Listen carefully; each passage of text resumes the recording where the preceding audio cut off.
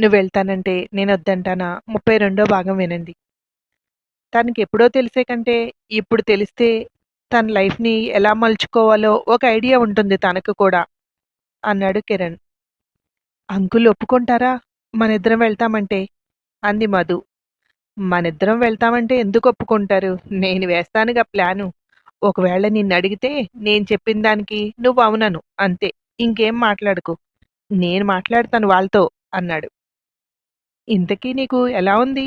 చూపించుకున్నావా డాక్టర్‌కి? లోపల ఏం చేస్తున్నాడు మన జూనియర్? తంతున్నాడా? అన్నాడు. అబ్బా! వచ్చి ఎంతసేపటికి గుర్తొచ్చింది నా ఆరోగ్యం గురించి. అయినా ఏంటి? మీరు అబ్బాయని ఫిక్స్ అయిపోయారా? అంది మధు. లేదులే, నీలాంటి ధైర్యమైన అమ్మాయే కావాలి నాకు అన్నాడు. నాకు అంతే. నాలాంటి అమ్మాయి కావాలి.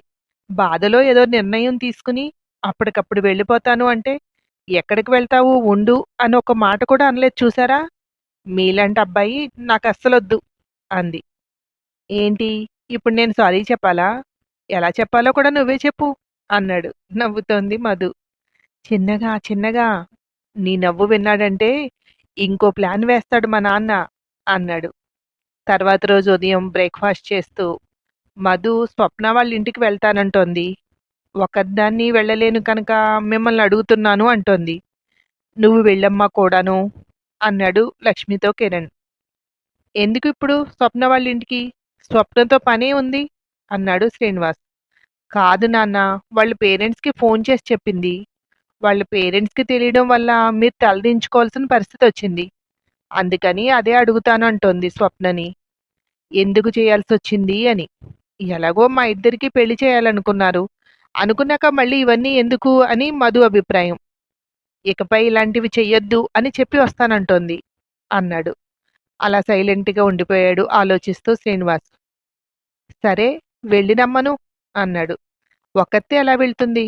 అందుకే అమ్మా నువ్వెళ్ళు కూడా. నువ్వేం మాట్లాడక్కర్లేదు. అడగాల్సినవన్నీ మధు అడుగుతుంది అన్నాడు కిరణ్. ఇద్దరూ వెళ్ళి సాయంకాలానికొచ్చేయండి. నువ్వుంటావా వాళ్ళొచ్చే వరకు?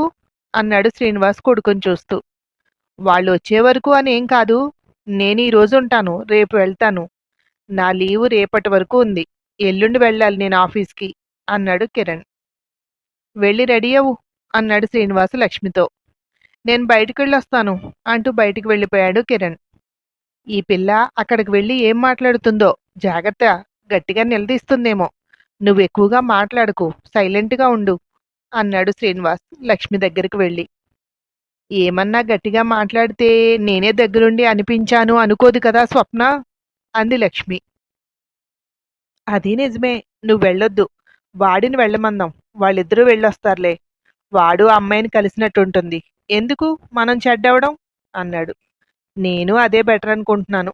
వాళ్ళిద్దరూ మాట్లాడుకుంటారు. మధ్యలో నేను వెళ్ళి ఏం చెయ్యను అంది లక్ష్మి. మరి వెళ్తానని చెప్పేశావు.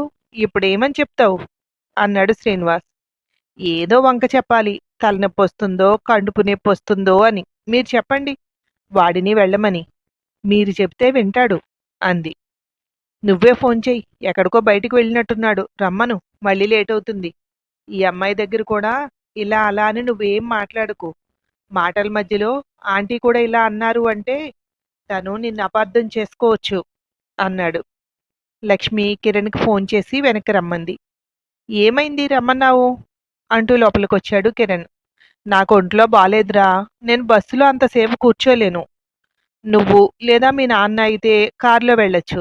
మేమిద్దరమే వెళ్ళాలంటే బస్కు వెళ్ళాలి కదా అంది లక్ష్మి. సరే అయితే మీ ముగ్గురు వెళ్ళండి. నేను ఇంటి తాళం తీసుకువెళ్తానులే అన్నాడు కిరణ్. నేనేమీ రాను. మీ ముగ్గురు వెళ్ళండి అన్నాడు శ్రీనివాస్. సరే, రెడీ అవ్వండి. అయితే మీ ఇద్దరిని అక్కడ దింపేసి నా పనేదన్నా ఉంటే చూసుకుని మళ్ళీ తీసుకువెళ్ళేటప్పుడు వస్తాను అన్నాడు కిరణ్. నువ్వు కూడా వెళ్తున్నప్పుడు ఇక మీ అమ్మెందుకు? నువ్వే తీసుకువెళ్ళు. తీసుకువెళ్ళి తీసుకొచ్చేయి అన్నాడు శ్రీనివాస్. మధు ఏదో అడుగుతానంటోంది. అలాంటప్పుడు మీ ఇద్దరిలో ఎవరో ఒకరుంటే బావుంటుంది కానీ నేనేం వెళ్తాను? వాళ్ళిద్దరూ గొడవ పడుతుంటే చూస్తూ కూర్చోవడానికి అసహ్యంగా ఉంటుందేమో అన్నాడు కిరణ్. ఎందుకు వెళ్ళకూడదు? ఆ అమ్మాయి ఏదైనా గట్టిగా అడుగుతుంటే స్వప్న తరపున నువ్వు మాట్లాడాలి కదా! అందుకే నువ్వే వెళ్ళు. మీ ముగ్గురు తేల్చుకోవాల్సిన విషయాలవి మధ్యలో మమ్మల్ని లాగొద్దు. మీరు మీరు మాట్లాడుకొని తేల్చుకోండి అన్నాడు శ్రీనివాస్. సరే అయితే, రెడీ అయితే మరి రమ్మని చెప్పు మధుని అన్నాడు లక్ష్మితో. మధు బయటకొచ్చి రండాంటీ అంది. నేను రావట్లేదు, నిన్ను కిరణ్ తీసుకువెళ్తున్నాడు అంది లక్ష్మి. అదేంటంటీ, మీరు కూడా వస్తే బాగుంటుంది కదా.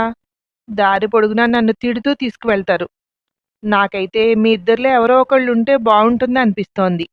ప్లీజ్ ఆంటీ, నాతో రావచ్చు కదా అంది మధు. లేదమ్మా, ప్రొద్దుటి నుండి కొంచెం నాకు ఒంట్లో బాలేదు. వచ్చి అక్కడ అంతసేపు కూర్చుని నా వల్ల కాదు. వాడు తీసుకువెళ్తాడు. నువ్వు వెళ్ళి ఏం అడగాలనుకుంటున్నావో, ఏం చెప్పాలనుకుంటున్నావో అన్నీ చెప్పేసి వచ్చేయి. కుదిరితే మా ఇద్దరితోటి మీరు బయటకు వెళ్తున్నామని చెప్పి అక్కడికి వెళ్ళినట్టు చెప్పు. లేదంటే ఇలా అడగడానికి వస్తుంటే ఆపొచ్చు కదా ఆంటీ వాళ్ళు అనుకుంటుంది అంది లక్ష్మి. పోనీ ఈరోజు ఆగిపోదామా, రేపు వెళ్దామా అంది. ఎందుకు, అనుకున్నాక వాయిదా వేయడం. ఈరోజు వెళ్ళొచ్చేయండి. మళ్ళీ రేపు వాడు ఊరికి వెళ్తాడట. నాకు కుదరదు మీ ఇద్దరిని తీసుకువెళ్ళి తీసుకురావడానికి. నాకు ఇవాళ రేపు కొన్ని పనులున్నాయి అన్నాడు శ్రీనివాస్. నీకిష్టమైతేనే రా, లేదంటే మానేయ్ అంటూ వెళ్ళిపోయాడు కిరణ్ బయటికి. మాట్లాడకుండా వెళ్ళి కారులో కూర్చుంది. కారు ముందుకు పోనిస్తూ, చూసావా నా ప్లాన్ ఎలా వర్కౌట్ అయ్యిందో అన్నాడు కిరణ్. అవ్వకపోతే ఏం చేసేవాడివి అంది మధు. అవ్వకపోవడం అనే ప్రశ్నే లేదు తెలుసా. ఎందుకంటే నా చిన్నప్పటి నుండి తెలుసు వాళ్ళిద్దరి మెంటాలిటీ. వాళ్ళు ఎలా ప్రవర్తిస్తారో నాకు తెలీదా. వాళ్ళ ఉద్దేశం ఏంటో తెలుసా. ఇప్పుడు నువ్వేదో గట్టిగా అడిగావు స్వప్నని, వాళ్ళు నీ కూడా ఉంటే స్వప్న వీళ్ళిద్దరినీ కూడా తప్పుగా అనుకుంటుంది అని. వాళ్ళు మంచిగా అనిపించుకోవాలి. అంటే వాళ్ళు రాకూడదు. ఈ గొడవ లేకుండా అయితే వాళ్ళు వస్తారు అన్నాడు. స్వప్నకి ఫోన్ చేసావా వస్తున్నట్టు అంది. చేయలేదు. సర్ప్రైజింగ్గా ఉంటుందిలే, సడన్గానే వెళ్దాం అన్నాడు. అక్కడికి వెళ్ళాక మనం సర్ప్రైజ్ అవుతామేమో. అంకులు ఊరుకుంటారా, ఈ పాటికి ఫోన్ చేసి ఉంటారు అంది మధు. ఒక్కసారి ఊహించు. చేసి ఏం చెప్తారు, అర్థమైంది కదా. వాళ్ళు ఫోన్ చెయ్యరు. బానే అర్థం చేసుకున్నారు మీ అమ్మా నాన్నలిద్దరినీ అంది. నిన్ను అర్థం చేసుకోలేదు అంటావు, అంతేనా అన్నాడు. నీకే అర్థమైనప్పుడు ఇక నేనేం చెప్తాను అంది. దారి పొడుగునా ఇద్దరూ కబుర్లు చెప్పుకుంటూ స్వప్న ఇంటికి వెళ్ళారు. గుమ్మ ముందు కారు ఆగి దాంట్లో నుండి దిగుతున్న ఇద్దరినీ చూసి, ఏంటి సర్ప్రైజ్ విజిట్, రండి రండి లోపలికి అంది స్వప్న. నీతో కొంచెం మాట్లాడాలి స్వప్న, ఇంట్లో ఓకేనా, ముగ్గురు ఎక్కడికైనా బయటికి వెళ్దామా అన్నాడు కిరణ్. ఏంటిది, మాట్లాడడానికి వస్తే ఇంట్లోకొచ్చి కనీసం మంచినీళ్ళు కూడా తాగరా. రండి, మీరంటే ఇంతకు ముందు వచ్చారు, మధు రావడం ఇదే ఫస్ట్ కదా.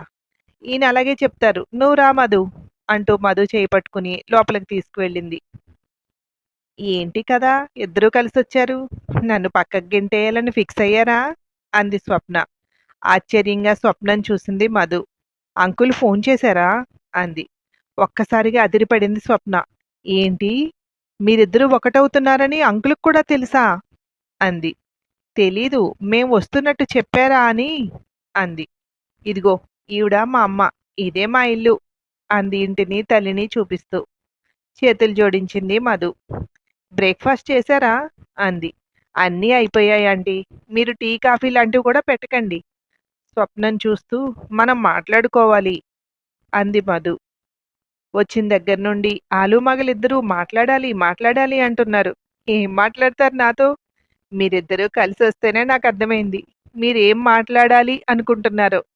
నేను మిమ్మల్ని ఒక ప్లేస్కి తీసుకువెళ్తాను.